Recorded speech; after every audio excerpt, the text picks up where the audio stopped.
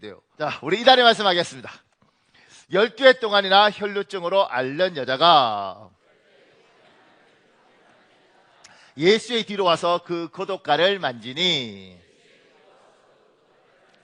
이는 제 마음에 그 겉옷만 만져도 구원을 받겠다 함이라.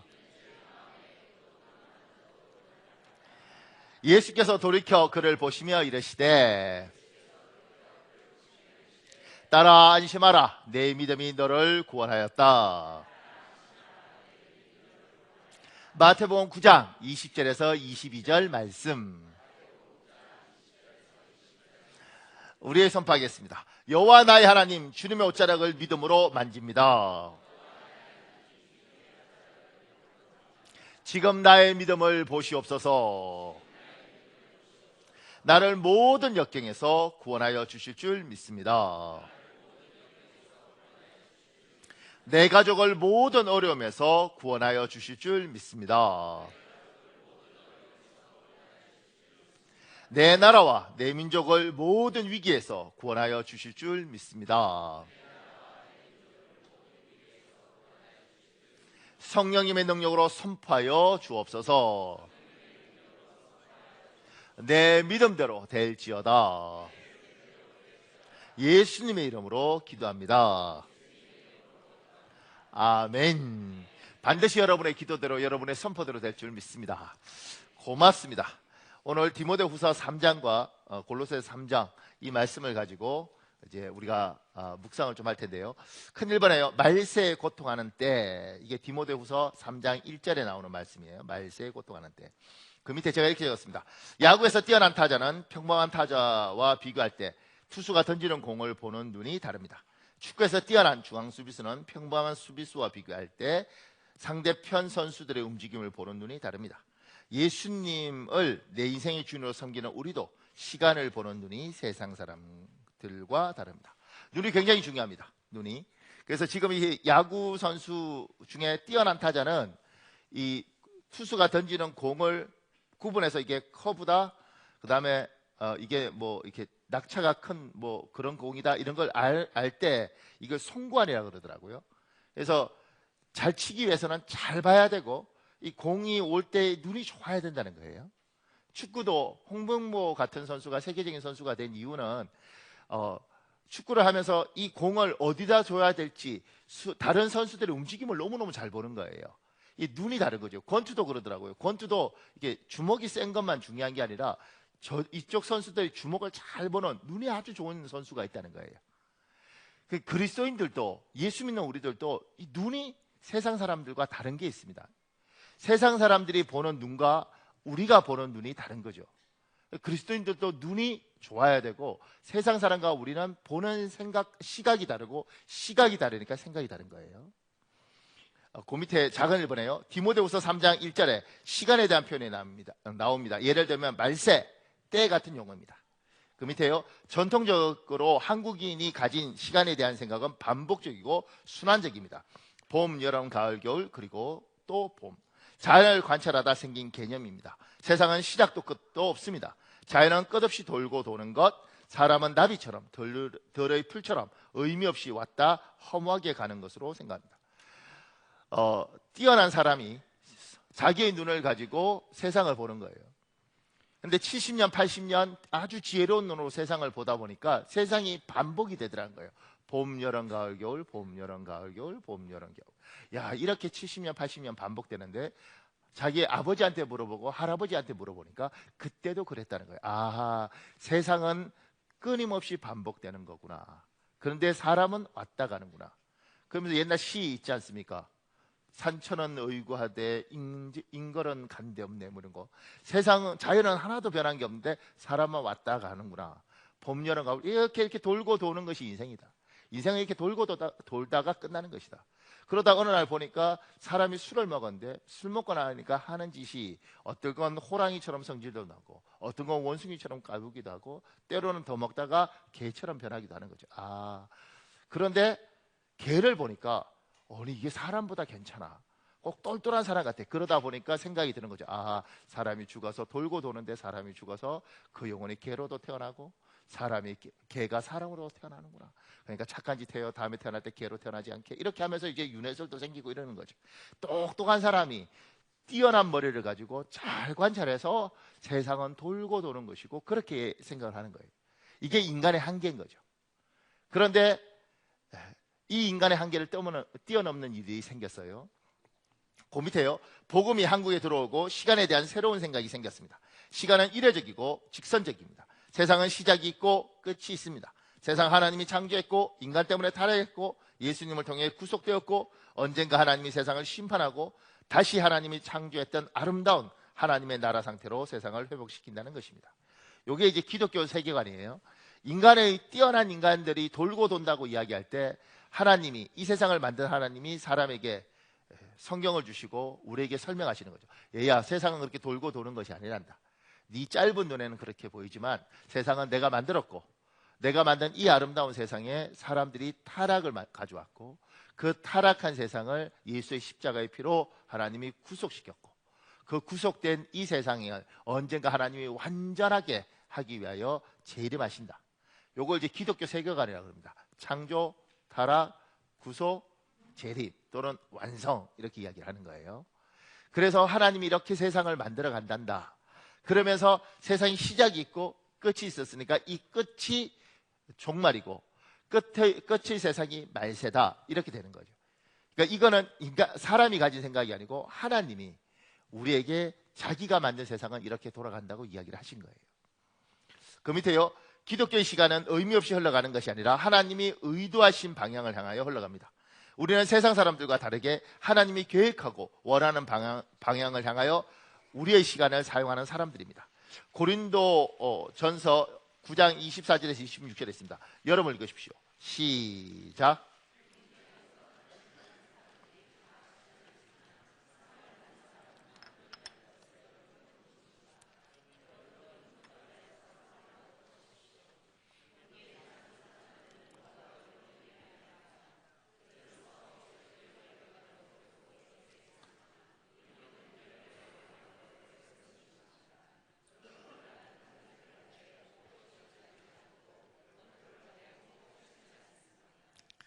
옛날에 그리스에서는 달리기를 하고 나면 운동에서 우승을 하면 월계관을 줬다는 거예요. 실제로 이제 월계관이라는 게 왕이 쓰기도 하고 우승자에게 쓰기도 하고 지금 올림픽에서는 월계관이라고 이야기하지만 알고 보면 올리브관을 준답니다.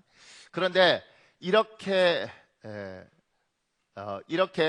우승자에게 뭘 주잖아요. 그것처럼 목표가 있어서 처음부터 끝까지 달려가서 마지막 승리한 사람에게 하나님 월계관을 주는 것처럼 세상 사람은 돌고 도니까 그냥 사는 거예요.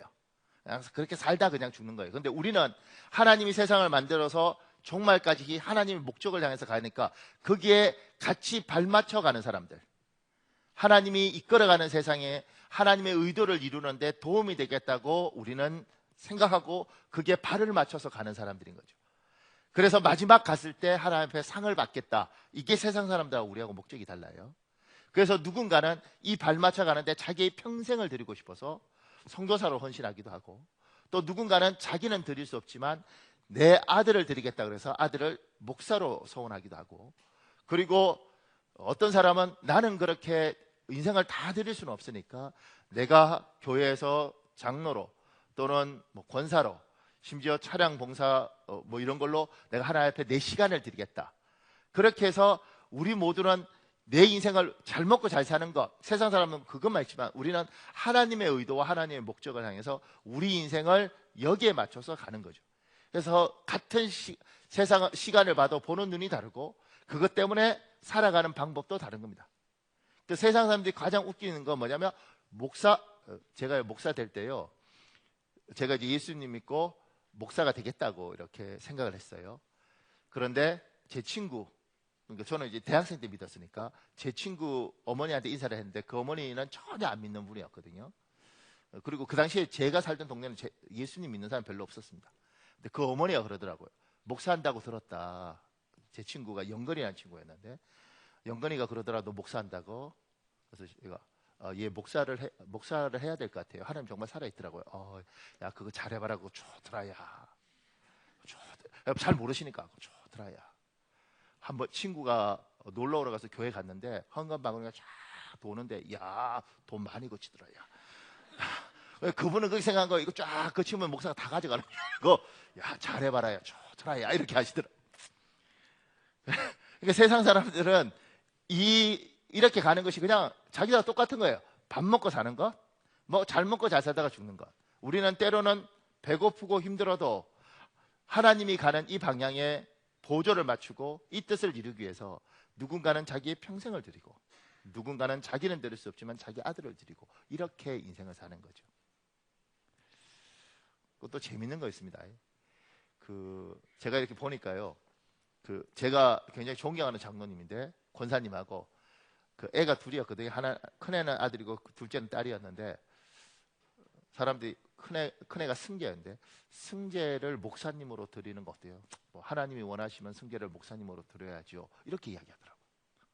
근데 둘째가 있었는데, 유진인가 그랬는데, 그러면 여자애였어요. 그럼 둘째를 그러면 사모님으로 드리는 건 어떻겠어요? 누가? 내 딸. 제가 그때 놀랐어요. 목사로 드리는 건 오케이, 사모는 절대 안 돼. 그 험한 길을 어떻게 가라고? 절대 안 되려더라고요. 여러분은 드릴 생각이 없으니까 지금 이게요, 참 사람이 하나님 앞에 드려진다는 것이 목사보다 사모는 더 힘든 거죠. 그러니까 너무너무 하나님을 사랑해도 이게 쉽지 않은가 봐요. 근데 우리는 이렇게 하나님이 가는 방향을 향해서 같이 보조를 맞추고 간다는 거예요. 그래서 여러분이 예배도 드리고 이 힘들 시간에 차량 봉사도 하고 안내도 쓰고 주방에서 밥도 하는 거죠. 이 세상 끝날 날 하나님이 뭔가 우리에게 선물을 주실 거라는 그 기대.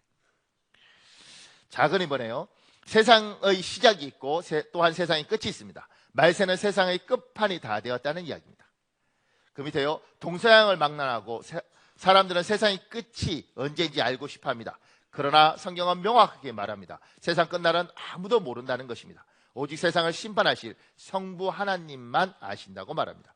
그 밑에 마태복음 24장 29절, 30절, 36절 있습니다. 여러분 읽으십시오. 시작.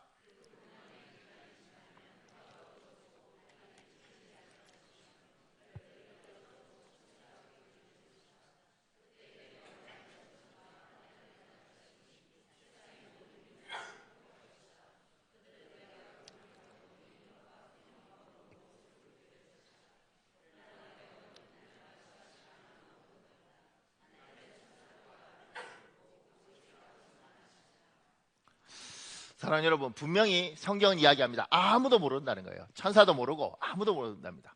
그러니까 종말이 언제이다, 1999년이다, 999년이다, 뭐 2019년이다, 이렇게 말하는 것 자체가 잘못됐다는 거예요. 그러니까 그렇게 말을 하면 이단이 되는 겁니다. 성경은 분명히 성부 하나님 외에는 아무도 모른다. 성자 예수께서 나도 모른다, 그러니까 말하지 말라, 이렇게 이야기하는 거예요. 이 땅이 시작이 있으면 끝이 있다, 그건 분명하다. 근데 끝이 언제인지는 아무도 모른다. 안다고 말하는 순간 그 사람 잘못된 사람이에요. 그러니까 뭐 시한분 종말론 가지고 이렇게 피켓 들고 할 때 저건 잘못된 겁니다. 그런데요, 그 밑에요, 세상의 마지막이 언제인지 아무도 모릅니다. 그러나 세상의 마지막이 가까이 올수록 말세의 증상들이 두드러지게 나타납니다. 오늘 본문은 그런 증상들에 대하여 기록하고 있습니다. 그 중에 눈에 띄는 한 가지 특징은 감사하지 아니하며입니다. 말세에 감사가 사라집니다. 디모데후서 3장 2절에 있습니다. 여러분 읽으십시오. 시작.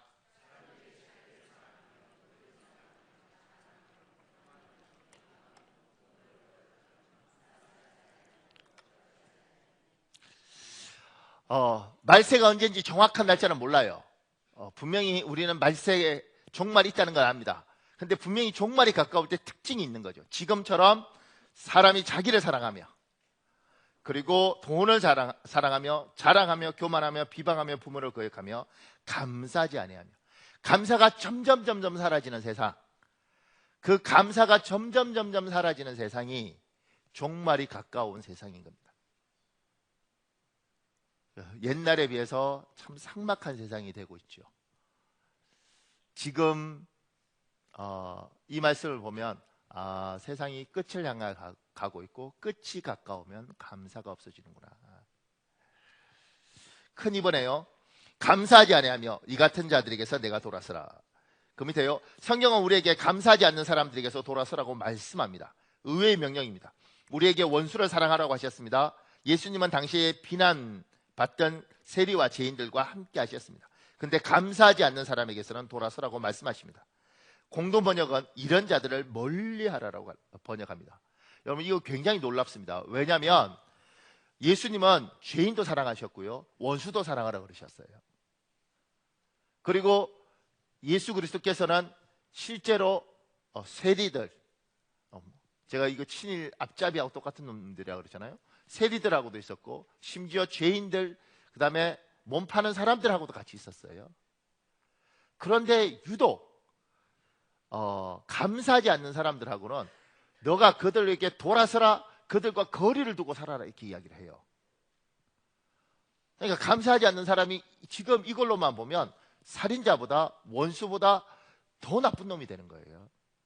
왜 하나님이 원수도 사랑하고 죄인들과도 어떻게든 함께 하라고 이야기하셨음에도 불구하고 감사하지 않는 사람하고는 거리를 두라고 이야기하는가? 그 밑에요. 죄의 속성은 번짐과 확장성입니다.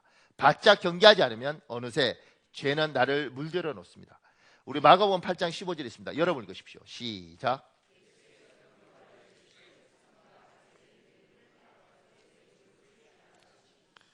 누르 가십니까? 빵은 밀가루 요만큼에 이스트 넣고 이렇게 부풀어 드린 겁니다. 그러니까 감사하지 않는 사람을 만나면 이 감사하지 않는 사람은 이 감사하지 않는 게 딴 사람한테 확 번져 들어가는 거예요. 사람이, 우리 기독교는 성경은 사람을 죄인이라 그래요. 우리의 속성은 죄는 빨리 받아들이는 겁니다. 이걸 언제 확인할 수 있느냐면 그 학교 보내잖아요. 왜 좋은 학군에 보내냐면 좋은 학군에 나쁜 학군이 나쁜 데 보내면 애가 금방 나빠지는 것들을 우리가 경험하잖아요. 영향을 받아서 좋은 데 보면 같이 경쟁해서. 그런데 이걸 확연하게 볼 수 있는 게 유치원이에요. 유치원에 가면요, 애들 욕을 얼마나 빨리 배우는지 모릅니다. 영어 ABCD 가르치는 건 한참 걸리는데 욕은요 엄청 빨리 배웁니다. 제가 제 모교에서 이제 부교육자 생활할 때 유치원이 있었습니다. 애들이 한 140명, 이렇게 7살 이하로. 근데 이제 제가 원목이어서 4년을. 그래서 매주 월요일에 가서 애들한테 한 140명 애들 데워놓고 기저귀 찬 애들까지 있어요. 걔들한테 설교하는 거예요, 이렇게.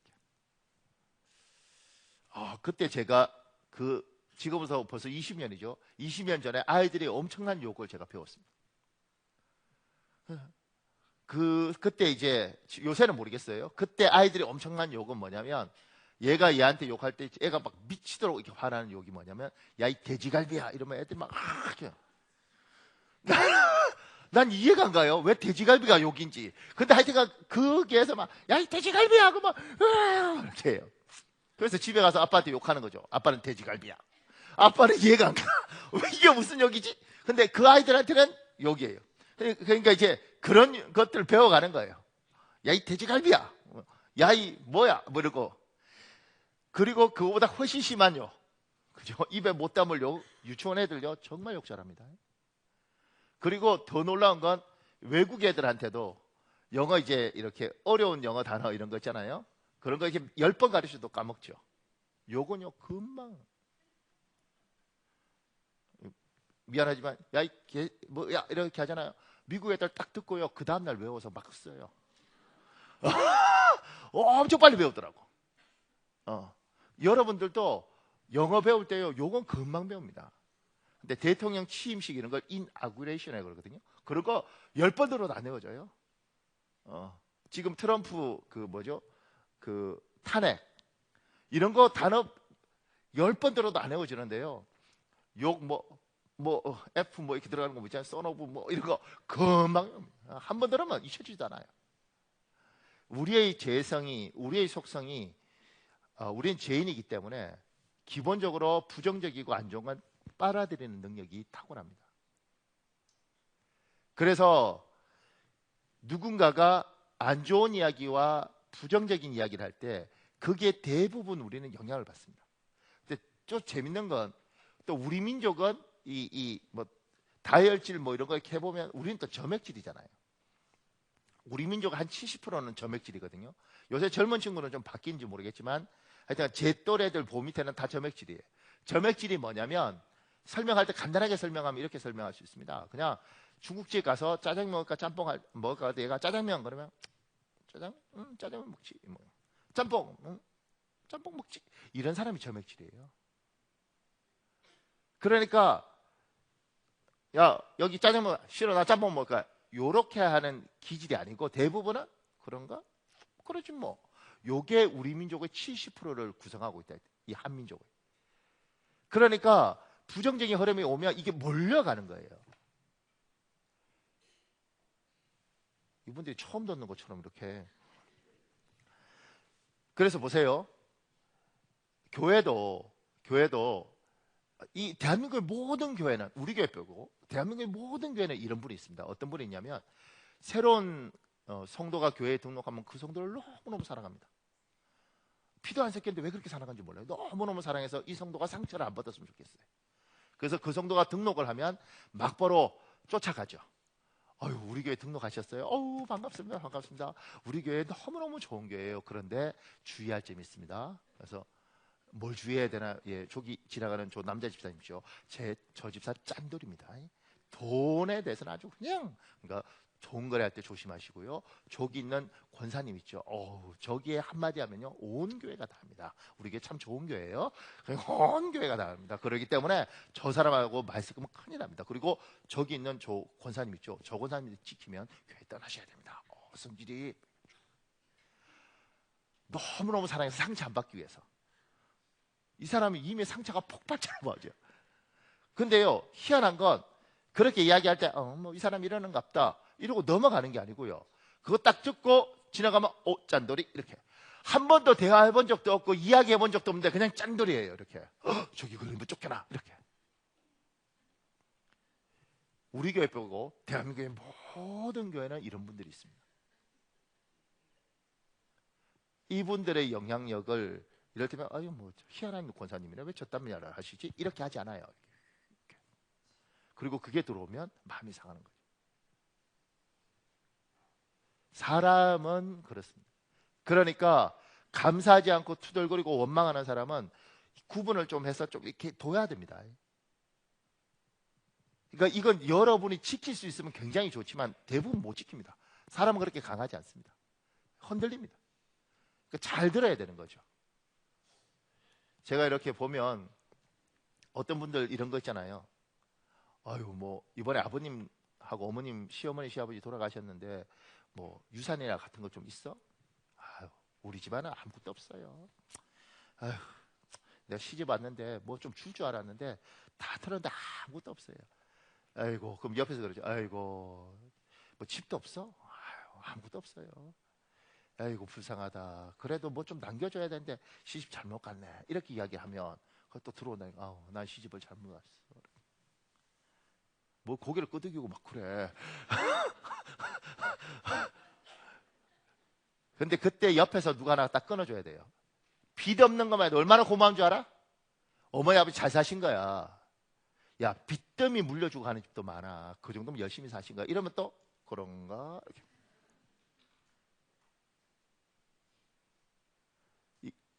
이게 누룩처럼 번지는 속성, 그 누룩처럼 부정적인 게 감사하지 않는 게 밀려올 때 우리 안에 그걸 어떻게든 받아들이는 이거. 그래서 죄인도 사랑하고 강도도 사랑할 수 있는데 이 사람들하고 거리를 두고 잘 봐야 되는 거예요. 이 영향력이 들어오면 안 되는 겁니다. 들어오면 내가 병들게 되는 거예요. 감사 고마움 하나도 없는 거예요. 말세가 되면 감사가 사라집니다. 그리고 감사하는 사람이 줍니다. 그리고 여러분을 돌아보십시오. 점점 우리도 감사가 줄고 있습니다. 그 밑에요. 3번 너희는 감사하는 자가 되라. 그 밑에요. 감사하지 않는 사람들에게서 돌아서는 것만으로는 충분하지 않습니다. 하나님은 우리에게 감사하는 자가 되라고 하십니다. 그 사람이 정말 거듭난 사람인지 아닌지 아는 방법은 그 사람의 열매로 확인하는 것입니다. 거듭난 사람은 감사하는 사람입니다. 감사하지 않는 사람하고 멀리하는 정도로 끝나는 게 아니고요, 여러분이 감사하는 사람이 되어야 되는 겁니다. 하나님이 요구하시는 거예요. 세상에 감사가 없어지만 너 많은 감사하는 사람이 되어라. 작은 일본에요, 지나온 과거가 감사해야 합니다. 그 밑에요, 인류가 살아온 것을 기록한 것이 역사입니다. 역사는 반드시 취사선택하여 기록합니다. 무엇을 기록하는지는 역사가의 선택입니다. 우리의 과거 역사도 믿음의 시각으로 취사선택할 필요가 있습니다. 역사는 객관적이지 않아요. 기록하는 사람이 선택해서 기록한 겁니다. 그러니까 이 선택이 지혜롭지 못하면 우리의 과거는 다 불행해지는 거죠. 여러분과 저, 이 대한민국에 살아가는 우리는 제가 참 마음 아픈 건, 우리는 대통령을 지금까지 한 10명 이상 대통령을 우리는 바꿨지만 우리는 만족하지 못하고 있습니다. 그죠? 그리고 우리나라 대통령 다 나쁜 놈들이에요. 왜냐면 하나같이 감옥 가고 다 나쁘잖아요. 그런데 그걸 가만 생각해 보면 우리가 역사를 선택하는 기준이, 우리는 백의 민족이라고 이야기해서 100% 깨끗해야 되고, 흙탕물 하나라도 싹 튀기면 깨끗하지 않은 옷이 돼요. 97%가 깨끗한데 여기 흙탕물 하나 튀고 고춧가루 하나 튀면 더러운 옷이 된다고. 이게 맞느냐는 거예요. 이승만 대통령에 관해서는 이런저런 얘기는 있어요. 근데 그분은 1800년대에 감옥에 있으면서, 지금부터 100년도 또 되잖아요. 감옥에 있으면서 영어 사전을 만들었어요. 천재라고, 천재. 뭐 박정희 대통령, 뭐 김영삼 대통령, 김대중 대통령, 나름대로 가슴 아프긴 한 부분이 있지만 굉장히 뛰어난 사람들이고 훌륭한 사람들이에요. 전두환 대통령 잘 모르겠어요. 아무리 생각해도 그분에 대해서는 긍정적으로 말하는 게 너무 힘들어. 하여튼 잘 모르겠어요. 뭐 럭비 잘하셨다 뭐 이런 거 있던데.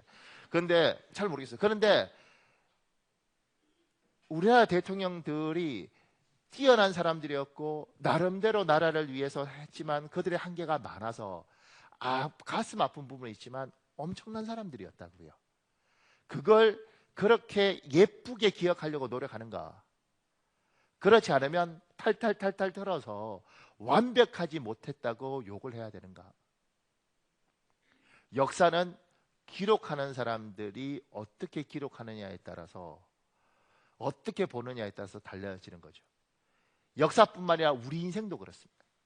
여러분의 인생을 어떻게 보느냐에 따라서, 어떻게 취사선택하느냐에 따라서 우리 인생은 달라집니다.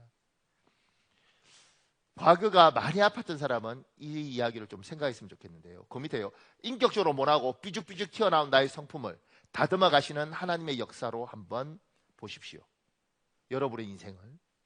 참 감사한 일이 참 많이 있습니다. 그 밑에요, 이런 글이 있습니다. 참 좋은 글입니다. 하나님께서 인간을 어떻게 요구하시고 계신가에 대해서 우리는 너무 모르고 있습니다. 구원이란 죽을 자리에 있던 우리를 용서하시고 축복의 자리로 옮겨 놓으신 것으로 전부가 아닙니다. 구원이란 훨씬 기묘한 이야기입니다. 길을 가다가 모닥불 속에서 타고 있는 나무를 본 조각가가 이렇게 생각합니다. 내가 저 나무로 거북선을 조각하리라. 맨 처음 하는 일은 무엇이겠습니까? 꺼내서 불부터 끄는 것입니다. 다 타고 쟤만 남았는데 쟤로 거북선 만드는 거 보셨습니까? 맨 처음은 꺼내야 합니다. 꺼낸 차원에서 끝입니까? 꺼낸 차원에서 나무 자신은 참 신이 날 것입니다. 만세, 구원 얻었네. 나는 영멸의 자리에서부터 나왔네. 나는 이제 탈 일이 없다네. 이제부터는 저 모닥불에 들어가서 다른 나무를 꺼내어 버리라. 우선 지금 여기까지 와 있는데 이게 전부가 아닙니다. 구원의 확신 정도가 전부가 아닙니다. 꺼낸 이유가 뭐라고 했습니까? 조각품을 만들기 위한 필수적인 전제 조건입니다. 꺼낸 것은 목적을 위한 정말 시작에 불과한 것입니다. 나무 쪽에서 보면 불탄 것보다 꺼내놓은 게 더 괴롭습니다. 불타고 있으면 쉬워요. 휙 타고 있으면 조금 뜨겁지만 그러다가 바람 따라 물결 따라 이리저리 날아다니면 되는데 꺼냈기 때문에 매일 칼로 파이는 일을 당합니다.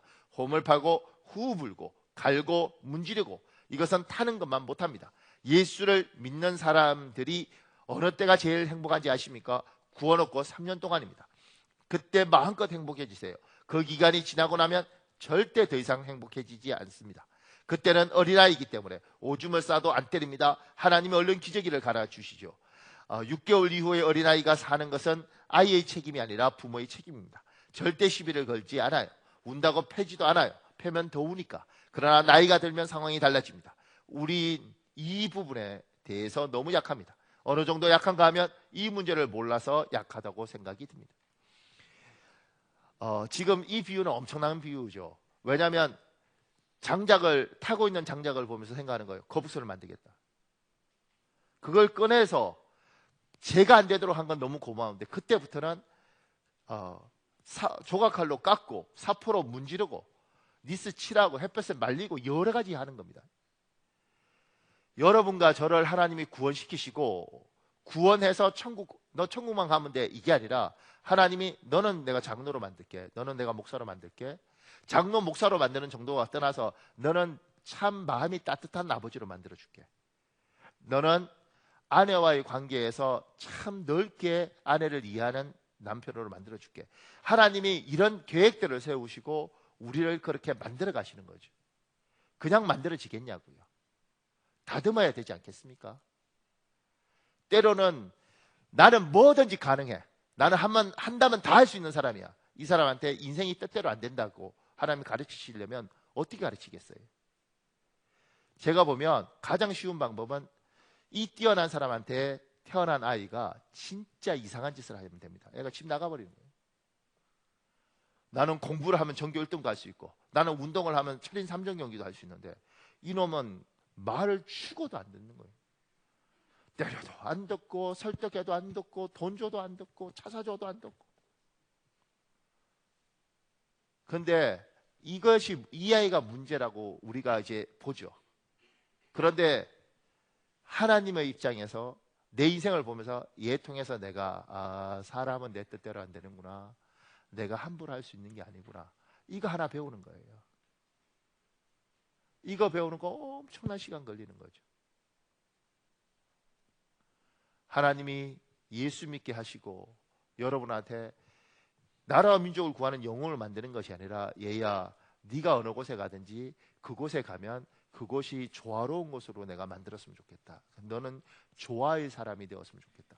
그 조화의 사람이 되려면 사람에 대한 이해력도 있고 포용력도 있어야 되는데 그 이해력과 포용력은 어떻게 하느냐면 고생을 통해서 만들어지는 겁니다. 그러니까 어떤 분들이죠. 목사님 저 하나님을 너무 사랑합니다. 그런데 왜 하나님이 나에게 이렇게 고통을 주십니까? 저는 하나님이 저한테 이렇게 말했다고 저는 믿습니다. 주님, 저 정말 주님 사랑합니다. 하나님이 이렇게 말씀하셨던 것 같아요. 나는 네가 날 사랑한다는 걸 인정한다. 아니 목사가 하나님 사랑한다고 그러고 하나님이 인정하면 끝난 거잖아요. 얼마나 하나님 많이 복을 주시겠어요? 근데 하나님이 하셨던 말씀, 얘야 너는 이제 목사가 될 사람인데 사람에 대한 이해력이 있어야 되지 않냐. 그러니까 얘야 사람을 알아라, 사람을 배워라. 그래서 사람에 대해서 배우기 위해서 노력을 할 필요가 없었습니다. 왜냐하면 하나님이 희한한 데 갖다 놓으시고 희한한 사람들이 저 사람 만들더라고요. 이해도 안 되고 대화도 안 되고 뭐 세상에 뭐 이런 사람들이 다 있나. 그런데 가만히 보면 그들 나름대로는 그렇게 사는 이유가 있어요. 그들 나름대로는 기준이 있어요. 우리가 도저히 이해할 수 없는 것 같지만 그들 나름대로는 뭐가 있어요. 그걸 이해하는 데 시간이 많이 걸렸어요. 제가 가장 황당했던 사람 하나는 제가 그때 배웠어요. 사람의 자존심을 상하게 하는 순간 그 사람은 나를 죽일 수 있다. 난 몰랐어요. 그 사람이 집사님이 목사님 같이 훌륭한 목사님 못 봤습니다. 내 남편이 믿음이 약한데 내 남편에게 성경 공부를 시켜주십시오. 목사님 그러면 제가 정말 목사님한테 감사하겠습니다. 그런데 하나님이 그렇게 기도하는데 하나님이 박현원 목사에게 네 남편을 성경 공부시키라 이렇게 말씀하셨습니다. 그 사람이 나한테 그랬다니까. 나는 못 들었는데. 지금 생각하면 못 들었는데 이럴 걸 순진해서 그래요? 그리고 그 집에 갔죠. 그 여자 집사가 내한테 얼마나 잘했는지 모르겠어요. 정말 잘했습니다. 그런데 내가 이렇게 보니까 교회에 늘 쫓아다니면서 남편 밥을 안 해주는 거예요. 남편이 아침에 출근할 때마다 미국에 사는데 밥을 쫄쫄쫄쫄 굶으면서 가는 거예요. 근데 기도는 얼마나 하고 큐티, 성경 공부, 새벽 기도 다 하는데 그래서 내가 새벽 기도가 중요한 게 아닙니다. 남편 밥을 차려주세요. 그랬죠. 애가 6살인가 됐는데 6살 애 하나밖에 없었어요. 6살이가 막 이러니까 이분이 이분이 한 유명한 명언이거라니까. 너 자꾸 그러면 세탁기에 넣고 돌려버린다 그랬다니까. 고맙습니다. 저도 상처가 많은가 봐요. 하도 이걸 듣다 보니까 나는 이제 아무것도 아닌데 여러분은 처음 듣군요. 이거보다 한 단계 높은 것도 있어요. 이분이 그야 막 이럴 때 너 믹서기에 넣고 갈아버린다 그랬다고. 고마워요. 반응해 주니까 이게 가슴 아픈데 반응해 주니까 자꾸 하고 싶네. 이래서 자극이 되는 거. 이 사람이 직접 그런 이야기 했어요. 그 이해가 안 가잖아요. 애한테는 저렇게 말하고 남편은 밥 안 차려주고 교회는 큐티하고 성경 공부 다 하고 하나님 음성 듣는다 그러고. 그러니까 제가 그 집사한테 이야기했죠. 집사님 성경 새벽기도 가지 말고 남편 밥 해주고 애한테 그러지 말라고 이렇게 했죠. 그때부터요. 이 여자 집사가 교회에서 그 교회 한 2,500명쯤 되는 교회였거든요. 미국에 저하고 같이 공부했던 애들도 거기 있었어요. 동기들. 근데 그 사람들 만나서 저 뒷조사를 다 하더라고. 진짜 목사가 맞냐? 공부한 게 맞냐? 풀로에서. 그 다음에 저 혼자 와서 공부하고 있는데 결혼을 한 게 맞냐? 이렇게 해갖고 그리고 진짜 이상한 목사다 그래서 교회 막 소문내고 막 이렇게 하는 거예요. 나중에 제 동기가 있으니까 동기가 그러더라고. 목사님 왜 그 집사를 건드렸어? 그래서 내가 뭘 건드려 이 사람아. 난 그냥 공부시켰는데 왜 나한테 그래? 근데 나중에 뭘 알게 된지 아세요? 그 사람은 한국에서 예중 나오고 예고 나오고 미대 나왔어요. 그리고 미국에 놀러 왔다가 미국이 너무 좋았던 거예요. 그래서 미국에 정착하고 싶었는데 영주권을 얻어야 되니까 미국의 시민권을 가진 우리나라 군대에서 중사 출신인데 미국에 어떻게 시민권을 얻는지 모르겠어요. 시민권자가 된 그러니까 군대에서 중사 출신인 시민권자 남자. 자기가 생각할 때는 아주 한국에서 거들떠 보지도 않던 남자 시민권을 가지고 있기 때문에 결혼했어요. 결혼을 했고 결혼해서 살다 보니 이 남자가 벌어다 주는 것 같고 한국에서 명품만 썼다네요. 만족이 안 되는 거예요. 그러다 교회를 왔죠. 교회를 왔는데 하나님이 축복해 줄 것 같아요. 이 예수 그리스도를 붙들고 복을 주시면 집안이 엄청날 것 같아요. 근데 누가 예언을 했다네요. 네 남편이 전 세계 7대 재벌이 될 거다. 그러니까 나 그 예언을 믿는 것 자체가 이해가 안 가더라고요. 그때 그 사람 나이가요 40대 중반이었어요. 이병철, 이건희, 이재용 다 벌어도 7대 재벌 아직 못 됐는데 3대째 벌어도 어떻게 되겠냐고. 근데 그 사람 그거 믿었어요. 그래서 죽도록 교회 가서 충성하는 거예요. 교회 일 다 하고. 왜냐하면 7대 재벌 될 그 예언을 믿고. 거기에 제가 와서 초를 칠한 거죠. 그따위로 살지 말아라. 자기 꿈을 짓밟은 거예요. 자존심을 밟은 거예요. 제가 그때 배웠죠. 옳은 말도 자존심을 밟으면서 하면 안 되는 거예요. 뭐 어떻게? 7대 재벌 되도록 우리 기도합시다. 그래서 그래도 밥은 차려줘야 되지 않겠습니까? 뭐 이렇게 해야겠죠. 그러니까 사람에 대한 이해력이 너무 떨어지고 하나님은 사랑하는데 목회자로서 지혜롭지 못한 거예요. 맞는 말을 했는데 사람이 깨어져 버립니다. 틀린 말 한 게 아니에요. 그렇게 사람에 대해서 배워가더라는 거예요. 그러니까 지금 대한민국에 엄청 많은 목사님들은 하나님 많이 사랑하는데 사람에 대한 이해력이 너무 부족해요. 제가 전에 그 신호등에 걸린 제 아는 목사님 이야기 해줬잖아요. 신호등에 지나가다 경찰한테 딱 걸렸어. 딱 걸리니까 이분이 왜 빨간불이 지나가셨습니다. 무슨 소리냐? 빨간불이 지나간 거 아니라고. 빨간불이 지나갔습니다. 이분이 내가 목사예요, 목사. 내가 빨간불이 지나갈 것 같냐고. 내가 목사라고. 다 이렇게. 이분은 내가 경찰에 내가 교통순경만 10년이 넘겠는데 내가 그냥 잡을 것 같아요. 막 싸웠죠. 그러니까 이 경찰이 열받으니까 제일 비싼 걸 막 이렇게. 그럼 나중에 제가 배우게 되더라고. 어떤 분한테. 그때 그렇게 하면 어떡하냐고. 그러니까 어차피 끊을 거래.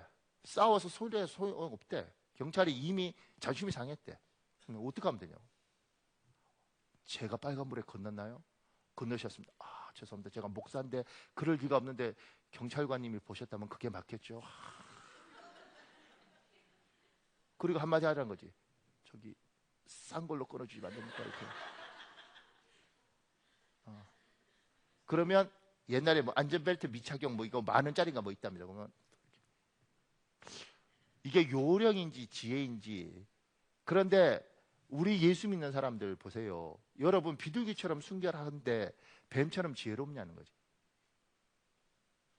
우리는 하나님의 방법으로 살고 하나님 뜻대로 살아야 되는데 순전하다는 이름 하에서 사람에 대한 이해력이 너무 없어서 때로는 우리는 솔직했는데 이쪽이 무너지고 이쪽이 교회를 떠나고 우리는 진실했는데 이 가정이 쑥대밭이 되는 것들을 우리가 하면서 나는 하나님 앞에 깨끗하고 나는 순결하고 이게 맞느냐는 거죠. 그래서 그걸 저는 늘 하나님 앞에 이렇게 했어요. 하나님 왜 내 동기들보다 내가 훨씬 열심히 공부하고 내가 정말 부지런히 독서를 하는데 왜 나는 훈련만 시키십니까? 나보다도 못난 애들도 담임 목사하고 나보다도 부족한 놈들도 빨리 이미 사역 시작하는데 왜 나는 연단과 훈련과 고생만, 그것도 희한한 사람들을 겪으면서 내가 왜 말도 되지 않는 이런 중국 애들, 뭐 필리핀 애들, 이스라엘 애들 막 희한합니다. 왜 내가 이런 사람들을 겪으면서 내가 살아야 됩니까? 그리고 알게 됐죠.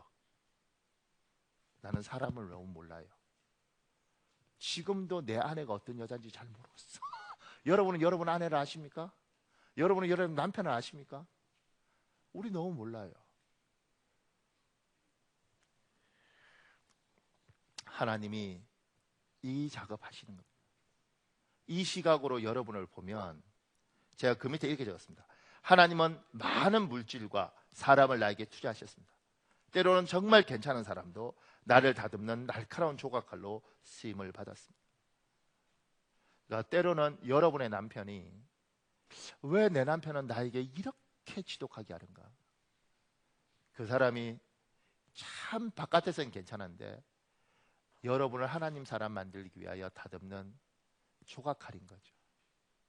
왜 내 아내는 나에게 이렇게 매몰찬가? 그럴 때 이 이상한 사람이다 이게 아니라 이 사람이 나를 하나님 사람 만드는 도구인가 보다. 그래서 때로는 미안해 하셔야 됩니다. 나를 괴롭히는 사람한테 미안하다. 내가 빨리 바뀌면 제가 그만할 텐데 나 때문에 제가 독하게 쓰임받는구나. 미안하다. 우리 아들이 우리 딸이 나 때문에 고생하는구나. 내 남편이 내 마누라가 나 때문에 고생하는구나.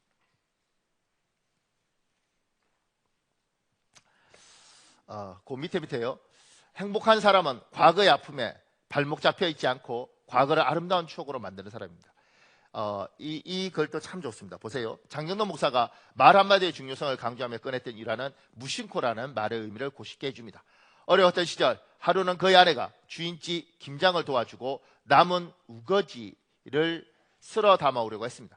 겉절이나 시래기를 만들어 먹을 생각이었는데 그런 아내를 보며 주인집 아주머니가 뭐 하려고 그래? 돼지 주려고 그래? 라고 말했습니다. 아내는 속상하고 너무 마음이 아팠지만 먹고 살만해지고 나서야 이 일화를 남편에게 털어놓았습니다. 장경원 목사는 3가지 교훈을 얻었다고 합니다. 우선 무심코 한 말이 남의 가슴에 못을 박을 수도 있으니 말을 조심해야 한다는 것이고, 다음으로는 상대가 생각 없이 한 말에 상처받을 필요가 없다는 것입니다. 마지막으로 아내가 그 말을 바로 그날 밤에 털어놓지 않고 훗날 꺼낸 것을 고맙게 생각하며 말에도 때가 있다는 것을 깨달았다는 것입니다. 힘든 시절 아내의 그런 이야기를 들으면 사역을 그만두고 일을 했을 거라는 얘기죠. 이건 말에 대한 이야기를 할 때 제가 이 이야기를 하는데요. 근데 말에 때가 있다는 거죠. 아내가 그 말을 바로 그날 밤에 털어놓지 않고 훗날 꺼낸 것을 고맙게 생각하며 말에도 때가 있다는 것을 깨달았다. 조금 전에 과거는 역사는 취사 선택을 한다 그랬지 않습니까? 그리고 그 옛날 걸 취사 선택할 때 그걸 아름다운 추억으로 만드는 능력을 가진 사람이 있습니다. 보세요. 당신이 옛날 그때 보증만 썼으면 우리 이렇게 힘들지 않았을 텐데. 내가 쓰고 싶었었냐? 야, 20년 전 이야기를 지금 또 하냐? 아, 지긋지긋하다 진짜. 내가 지금 그냥 하는 것 같아. 나 진짜 힘들었다. 막 이러면서 둘이 싸울 수 있어요. 20년 전 이야기가 지금도 고통스러운 겁니다. 과거의 아픈 걸 취사 선택할 때 아픈 걸 아픈 걸로 가져오는 게 아니라 아픈 걸 추억으로 만들고 아픈 걸 귀한 걸로 만드는 거죠. 여보, 그때 내가 보증 잘못 써서 우리 집안 진짜 힘들었는데 당신 참 참아줘서 우리가 이만큼 왔다. 참 고마워. 내가 당신 안 만나줬으면 안 맞았으면 내가 어떻게 살았겠어. 딴 여자 같으면 못 버텼을 거야. 아니요. 그래도 당신이 도망가지 않고 잘 버텨줘서 제가 오히려 고맙죠. 이러면 추억이 되는 겁니다. 근데 우리는 힘들고 다 끝난 이야기잖아요. 다 끝난 이야기를 추억으로 만들 수 있는데 추억으로 만드는 게 아니라 아픔으로 만드는 경우가 너무 많습니다. 그때 내가 당신한테 시집만 갔어도, 우리 엄마가 내가 말릴 때 그때 내가 엄마 말만 들었어도 내가 미쳤지 뭐 이렇게 해서 결혼하고 40년에도 그 이야기 하면 여전히 아픈 거지. 뭐 니만 그랬니? 나도 미치는 줄 알았다. 이렇게. 그때 엄마 말 내가 안 듣고 당신 선택해서 참 고생 많이 했는데 40년 살고 나니 그래도 나는 당신하고 같이 고생한 게 참 복된 거라고 생각해. 그리고 당신 그래도 이만큼 온 거 고마워. 이렇게 만들어야 되는 거예요. 근데 우리는 이거 아픈 걸 아프게 그냥 다 이렇게 해서 추억으로 만들지 않고 아픔으로 만드는 경우가 많아요.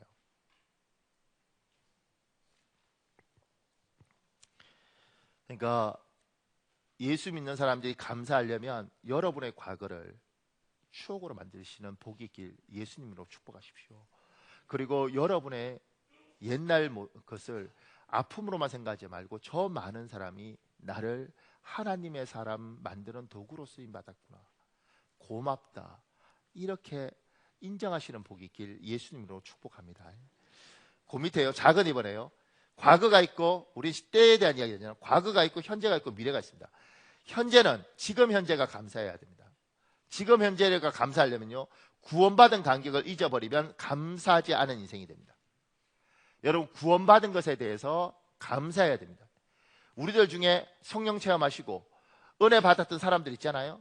저도 30년 전에 하나님 만났어요. 그 감격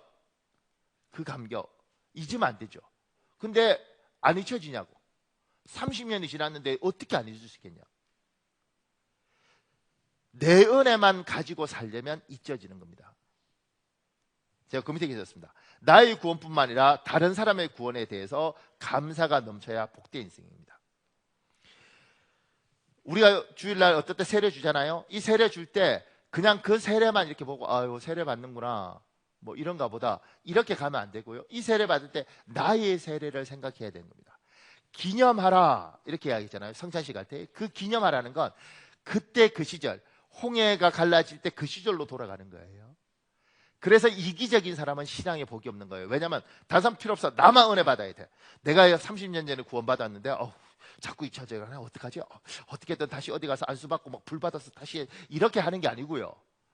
이기적인 신앙은 은혜가 멈추게 돼 있습니다. 하나님 우리에게 은혜 주셨어요. 그 감격은 어떻게 하냐면 이 집사님이 이 성도 예수님 믿어? 이번에 하나님 만나셨어요? 오 좋겠다. 어때요? 막 눈물 나고 기도되죠? 나도 옛날에 그랬는데 너무 좋겠다. 이렇게 가야 사는 거라고. 지금 시대가 개인주의잖아요. 왜 은혜가 떨어지냐면 내 은혜만 생각합니다. 내 은혜만. 그래서 다른 사람이 누가 하나가 교회 오면 어떤 사람이 교회 등록했대. 저 사람 꼭 하나님 만나야 될 텐데 우리가 뭐 도와줄까? 이러면 은혜가 사는 거예요. 근데 누가 왔어. 교회도 자꾸 좁고 주차도 좁은데 자꾸 오면 어떡하나. 이렇게 생각하면 은혜가 떨어지는 거예요. 신앙이요 이기적이고 탐욕적으로 가는데 어떻게 은혜가 흐르겠냐고요. 우리는 하나님을 만났던 그 은혜를 어떻게 유지하냐면 다른 사람이 구원받고 다른 사람이 예수님 믿고 이런데 그 속에서 은혜를 받는 거예요. 옛날 우리 세례 받을 때 세례 때 편지 이렇게 쓰고 그러잖아요. 근데 70 넘은 할머니 세례 받을 때 그 세례를 받으면서 저 뒤에 제가 볼 때 분명히 믿음도 뜨뜻미지근한 집사인데 남자 집사가 막 울더라고. 내가 너무너무 궁금했어요. 왜냐하면 늘 생각할 때 은혜가 있어서 교회를 오나 늘 이렇게 생각했는데 울고 있으니까. 왜 우냐 물어보니까 자기도 모르겠대. 근데 저 할머니 70 넘어서 예수 믿겠다는 게 너무 좋더래. 구원은, 은혜는 그렇게 유지되는 겁니다. 여러분의 은혜만 가면 안 되고 다른 사람이 은혜 받는 거. 저 사람 예수 믿게 해야 될 텐데, 저 사람 하나님 알게 할 텐데, 저 사람이 은혜 좀 받았으면 좋겠다. 은혜 안 받을, 은혜 받을 텐데 받았으면 좋겠는데, 받았구나, 좋다, 감사하다, 이렇게 가야 된다는 거예요. 지금 이게 너무 많이 사라져서 은혜가 안 되는 거죠. 제가 김충건 이 사람이 쓴 글 중에 굵은 것이만요. 이 하나님의 말씀이 내 입술에서 떨어지자마자 내가 지금까지 지은 모든 죄가 하나하나 TV 스크린과 같이 내 눈앞에 환상으로 펼쳐지기 시작했다. 수상적으로가 아니라 구체적으로 너무나 분명하게 나의 모든 죄가 하나하나 내 눈앞에 나타난 것이다. 이 사람이 이 사람은 정말 자기가 믿음이 좋다고 생각했어요. 그런데 정말 하나님을 영접하고 하나님 만났을 때 인생이 완전히 바뀝니다. 하나님을 정말 만났던 감격, 그 감격을 나도 유지하고, 누군가 하나님 만나면 그것이 기쁘고, 그 사람 이야기를 듣고 그가 은혜 받은 이야기를 좋아해서 집사님 그 은혜 받은 이야기 다시 한번 해봐, 이렇게 가야 사는 거예요. 목장 예배가 왜 중요하냐면 목장 예배에서 그 은혜가 돌고 돌 때 사는 겁니다. 그러니까 자기 동네 이야기를 나누라는 게 아니고요, 하나님과의 나와의 관계에서 하나님이 주신 은혜, 하나님의 도우심, 하나님 앞에서 연약한 그 이야기를 하면서, 그래, 저 사람이 저렇게 하나님이 지켜주시는구나, 나도 그랬었는데, 야, 내가 옛날에 저랬었는데 그거 다 까먹었구나, 이렇게 가는 거예요.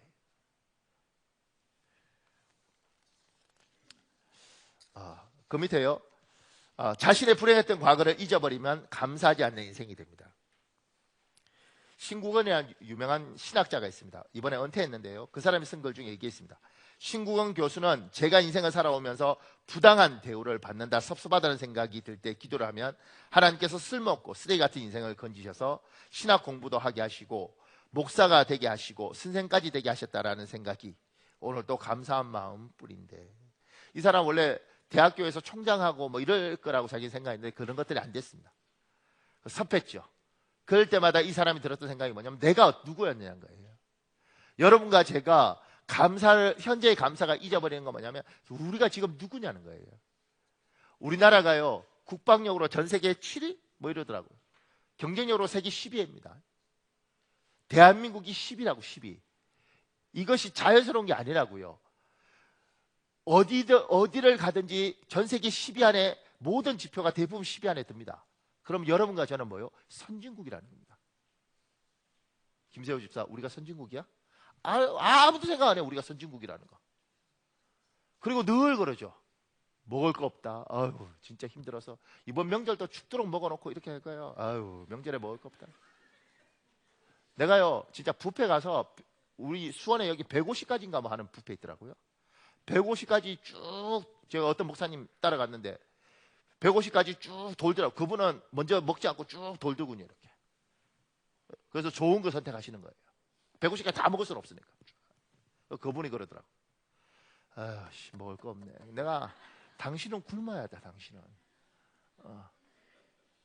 여러분과 저는요, 정말 잘 삽니다. 우리들 중에 비교해서 가난할 뿐이지 우리는요, 정말 부유하게 삽니다. 아파트에 사는 사람들은 화장실 2개 있는 집에 사잖아요. 24평도 화장실 2개잖아요. 우린 정말 잘 살고 있습니다. 그러면 날마다 감사해줘.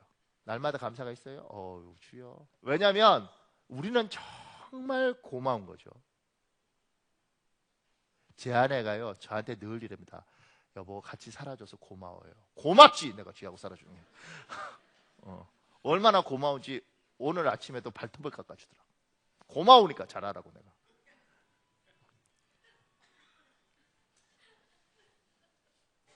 분노하지 말고요. 나도 이 여자가 고마워요, 살아주는 게. 저희 집사람이 저한테 한 말 했어요. 목사님 같이 살기 쉽지 않은 사람이에요.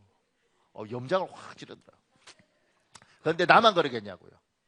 같이 살기 쉽지 않은 사람들 여기 많잖아요. 고맙죠. 딴 여자 같으면 나 버리고 갔을 텐데 이 여자가 같이 살아주는 거 고맙다. 딴 남자 같으면 정말 진작 집 떠났을 텐데 살아줘서 고맙다. 그러면 감사한 겁니다. 여보 고마워, 감사해, 같이 살아줘서. 그 밑에요, 어렵게 찾았던 감사를 잊어버리면 감사하지 않은 인생이 됩니다. 이건 어떤 집사님인데 우리 교회는 아니에요. 근데 제한테 보낸 편지예요. 제한테 몇 년 전에. 오늘은 주일입니다. 남편은 어제 오후 4시부터 회식한다고 술을 먹기 시작해서 오늘 새벽 3시에 들어왔습니다. 저는 술에 대한 상처가 너무 커서 남편이 술을 먹으면 무슨 일이 일어나는 것 아닌가 하고 너무 두려워요. 어제도 계속 기도하는 마음으로 잤는데 아무 일 없게 해달라고요. 너무 감사한 건 남편이 술 먹으면 제 마음은 두려움과 미움밖에 없었는데 오늘 새벽 처음으로 남편이 불쌍하게 보여서 눈물이 나고 기도를 해주게 되는 거예요. 그리고 술 먹고 하는 행동이 얼마나 귀엽게 느껴지는지 웃음이 나고요. 애기처럼 대해주니 금방 자더라고요. 저는 남편이 술을 끊으면 정말 좋겠다고 생각했는데 하나님은 저를 먼저 변화시키고 싶으셨나 봐요. 그건 역시 제 힘으로 할 수 있는 부분이 아니지만 착한 마음 주신 하나님께 감사해요. 그리고 기쁨이 넘쳐요. 목사님 기도해 주셔서 감사합니다. 미리 힘을 얻지 못한다면 저는 또 한 번 절망의 구덩이에서 또 술이 남편이 싫어요 하고 있었을 거예요. 정말 감사합니다. 이 집사님 참 우리 교회 교인 되고 싶었는데 결국은 못 됐어요. 참 그냥 교회 다니면 될 텐데 그게 참 안 됐어요. 근데 이 사람이 이 편지를 저한테 보내고 이게 지금 어느 날 남편과의 관계가 이렇게 된 거예요. 그러면 하나님이 복을 주신 거잖아요. 바뀐 거예요. 그럼 이걸 지켜야 된다. 그런데 못 지켰어요. 결국 이 부부 갈랐었다고요. 이거 보세요. 은혜를 받았어요. 그럼 왜 갈랐을 수밖에 없었는가? 이렇게 되고 남편이 교회를 갔거든요. 우리 교회 말고 딴 교회를 갔는데 내가 마음이 아픈 게 하나님이 주신 이 은혜를 잘 지키면서 하나님이 이렇게 보게 하셨구나. 그러면 이걸 잘 끌어안고 내가 가야 되는구나. 이렇게 가야 되는데 어느 날 내 인생이 지치고 힘들 때 새벽 3시에 술 먹고 와서 술 주정하는데 누가 좋겠어요? 확 엎어버리면 이 감사가 날아가는 거예요. 좋은 것들은 이걸 간직하고 유지하고 하나님이 주셨던 이 시각과 이걸 지키는 거죠. 이게 하나님 보시길 원하는 거예요. 힘들지만 속이 상하지만 이걸 잘 지키고 가면서 여기가 바뀌는 거예요. 우리가 예배하고 기도하는 가운데 하나님이 은혜를 주시죠. 때로는 그것 때문에 때려치고 싶은 회사에 더 다니고 싶기도 하고 때로는 감사하지 않았을 때 감사한데 그걸 잘 지키는 거예요. 이걸 잘 지켜야지. 이게 내가 지금 살아갈 수 있는데 이걸 잃어버린더라고요. 하나님이 주신 마음 잃어버린 사람들 많습니다. 복 주셨는데 그 마음 잃어버린 사람 많습니다. 옛날에는 예수님만 생각하면 눈물 나고 감사했던 사람들 중에 그 마음 잃어버린 사람 많습니다.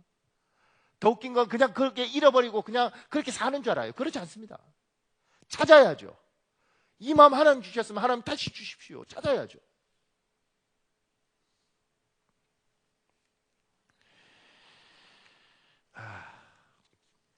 그 밑에 큰 3번에요. 앞으로 다가올 미래에 대해서 감사하십시오. 이건요, 미래에 대한 소망을 가지는 겁니다. 근데 제가 이렇게 적었습니다. 자신에 대한 기대가 있습니까? 가정에 대한 기대가 있습니까? 교회와 대한민국에 대한 기대가 있습니까? 내 사업장과 직장에 대한 기대가 있습니까? 내 앞날과 노후에 대한 기대가 있습니까? 지금 이번 달 다음 달 끊임없이 제가 이야기하는 것들이 저 말씀 따라 내 믿음이 너를 구원하였다.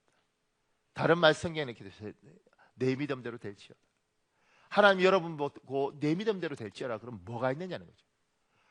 사랑하는 아들아, 너의 노후가 너의 믿음대로 될지어다. 네가 가진 소망대로 될지어다. 그러면 내가 내 미래에 대한 아무 생각이 없는데 뭐가 이루어지겠냐고. 얘야, 너의 가정이 네가 소망하는 대로 네가 너의 믿음대로 될지어다. 내가 부부 사이에 대해서 아무 기대가 없어. 뭐가 되겠냐. 여러분에게 하나님이 여러분에게 네의 소원을 말해라, 너의 원함을 말해라. 그러면 꺼내놓을 수 있는 내가 아버지로서의 그림, 내가 어머니로서의 그림, 내가 나중에 하나님께 드려질 그림, 이런 그림들이 있느냐는 거예요. 그게 전혀 없는 사람들이 있다는 거죠. 하루하루 사는 거예요. 그런데 하나님 앞에서 하나님이 나는 널 축복하기를 원하고 너의 믿음대로 되라. 믿음의 법칙대로 선포했을 때 나는 아무것도 없어. 감사는요, 미래에 대한 기대가 있는 사람이 감사하는 겁니다. 앞으로 하나님 이렇게 해주시겠지, 할렐루야, 이러고 사는 거예요. 아무런 소망도 기대가 없이 그냥 새끼 먹고 산다고 생각하는 사람에게는 이 감사가 없습니다. 여러분에게 뭐가 있느냐는 거죠. 나는 내 미래에, 이게요, 큰 걸 보는 것이 아니고, 제가 마음이 아픈 건 두 부부 사이에, 제가 저희 집사람하고 오늘도 여보, 우리가 은퇴를 하면 교회에서 한 300km 떨어진 곳에서 가는데 반드시 나는 바닷가에 각각류가 나는 데로 가야 된다. 그러면 당신하고 내하고 둘이 시골 교회나 이런 데 이제 은퇴해서 거기서 뭐 청소를 해주든 뭘 해주든 뭐 그렇게 하면서 갑각류 먹으면서 우리들이, 이게 굉장히 웃긴 꿈인 것 같지만 난 꿈이 있어요. 당신은 꿈이 있냐고. 노후에 어떡할 거예요? 산대일 산다는 보장도 없는데 꿈은 무슨, 그러지 말고, 우리 부부는 나이가 80이 돼도 반드시 걸어다닐 때 꼭 손을 잡고 걸어다니는 그 꿈이라도 있어야 되는 거죠. 이게 작은 꿈 같습니까? 이게 웃음 꿈 같습니까? 이 꿈을 꾸고 소망이 있는 사람에게 감사가 있는 겁니다. 아무것도 없는 사람들이 있습니다. 하나님 앞에 사실 아무런 그림도 없는, 네 믿음대로 될지어다 그러면 nothing이에요. 제가 그 밑에 이렇게 해줬습니다. 세상 사람과 우리의 가장 큰 차이는, 세상 사람은 자신의 힘만으로 모든 것을 이루려 합니다. 그러나 우리는 성령 하나님의 도움을 받아서 모든 것을 이루어갑니다. 성령님의 도움을 구하십시오. 로마서 8장 26절에 있습니다. 여러분 읽으십시오. 시작.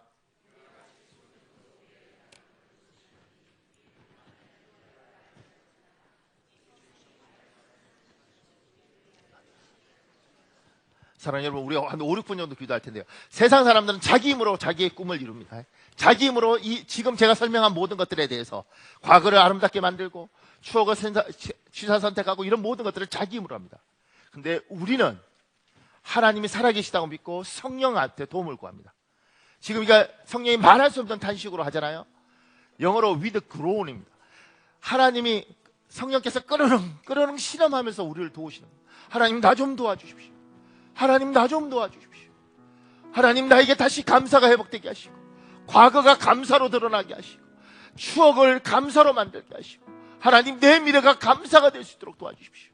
하나님, 내가 감사하지 않는 자와 멀어지고 내가 감사하는 자가 되고 싶은데 내 힘으로 될 수 없습니다. 내 지금 가정 형편과 상황으로 될 수 없습니다. 하나님 제발 좀 만들어 주십시오. 시간에 주여 한번 간절히 붙이고 우리 5분만 통성으로 기도하겠습니다. 주여, 아버지 도와주십시오.